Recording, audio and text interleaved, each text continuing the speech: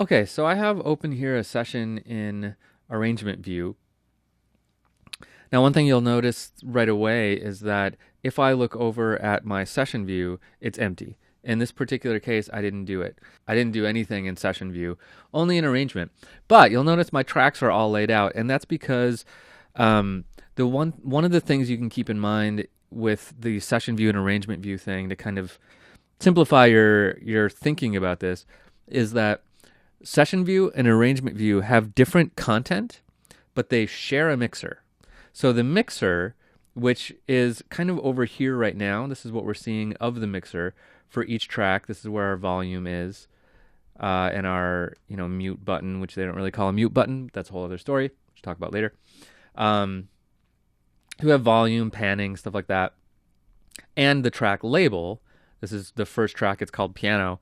If I go over to session view, the first track is called piano, and my volume and panning are the same. So they're very shared between the two. The mixer is shared.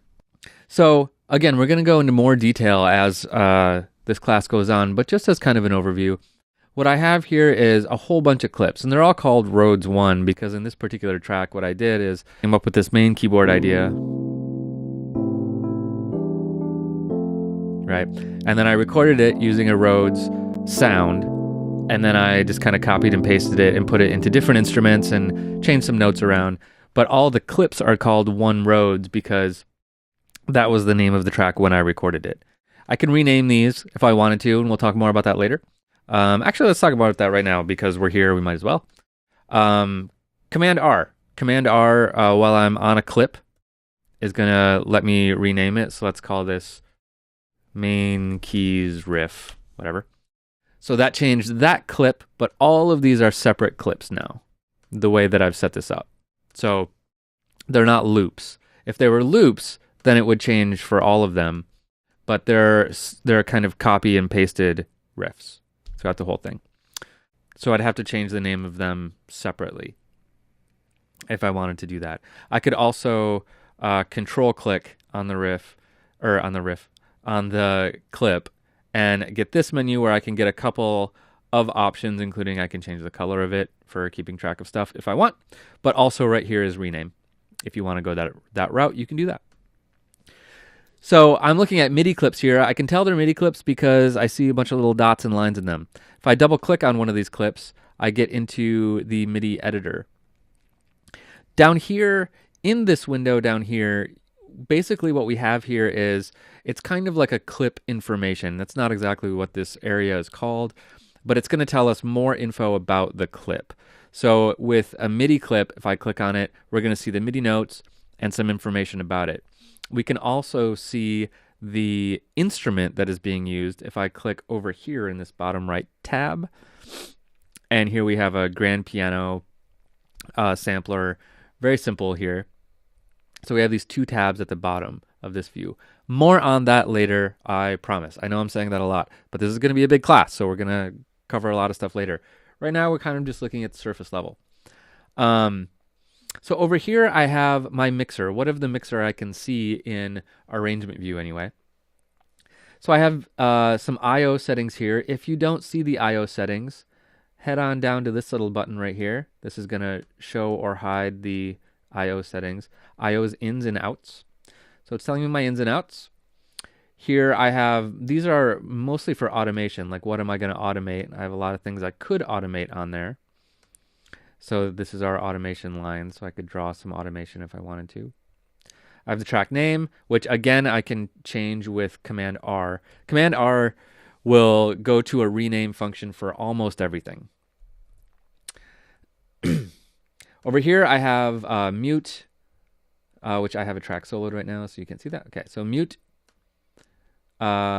which they actually call this, if you look up in documentation, this is called a track activator, which means it's basically backwards of a mute. So this means it's on, this means it's off. So the track is active when it's yellow. It is not active when it's grayed out. Solo, record, enable. This is our volume, actually. This doesn't really look so much like a volume, but this is our volume control in this view. This is our panning. And this is our, we have two aux sends set up, so we can send out these two. So this is the volume of the aux send. So these volume controls look a little different than you might be used to if you've seen another DAW, but you just click and drag and you can adjust them. If you want to get back to the defaults, like with panning, this is another kind of global Ableton trick. If I want to get back to the defaults, I can just click on it, click on the parameter so that it's the active parameter, and then hit the delete key, and that'll take me back to the default, which for panning is centered. So a couple quick tricks on the arrangement view. We're going to be talking more about this as we get into more detail. Just remember the clips. Each of these little nuggets are clips. I can move them around. I can arrange. I can do whatever we want with them. Up here, we see a overview of the whole track, and we can click and drag on it to kind of scrub around in big swaths that way if we want. And zooming. Let's talk about zooming while we're here. This is a kind of unique to Ableton thing. So if I want to zoom in on something, and this goes throughout a lot of different stuff. This isn't just for arrangement view, but I'm sick of saying we'll talk about that later. So let's talk about it right now. Okay, here's the trick with zooming, okay? So you need this little icon right here. So it's basically like a hand holding a magnifying glass. When you get that, you can get it above the timeline here in this dark gray area. You can also get it down here and some other places. Sometimes you'll get it depending on what you're looking at. So what you're going to do is click and hold down. Now while we're held down, we can pull down to zoom in. Now I still haven't let go of the click. I can go up to zoom out, down and up. I can also go right, which actually scrubs me left, and I can go left with my mouse, which actually scrubs me right. So I can scrub left and right, and I can zoom in and out. And I still haven't lifted up my finger. So this takes a little getting used to. Honestly, when I picked up Ableton, this was probably the one thing where I was like trying to navigate a session with this little gesture. It took me a little bit to get used to, but once I did, it can be really fast because you get good at it and you can say like, okay, I want to go right there, and I can zoom in and know exactly what I'm looking for in one quick motion. So it takes a little getting used to, but that's it. The key is to remember, get that symbol in one of these areas, click and hold down, and then do all the navigation you want to do and get right to where you're looking for it and then let go. Cool. Okay, let's look a little bit more at session view and just do a quick little overview of what's there, and then we'll move on.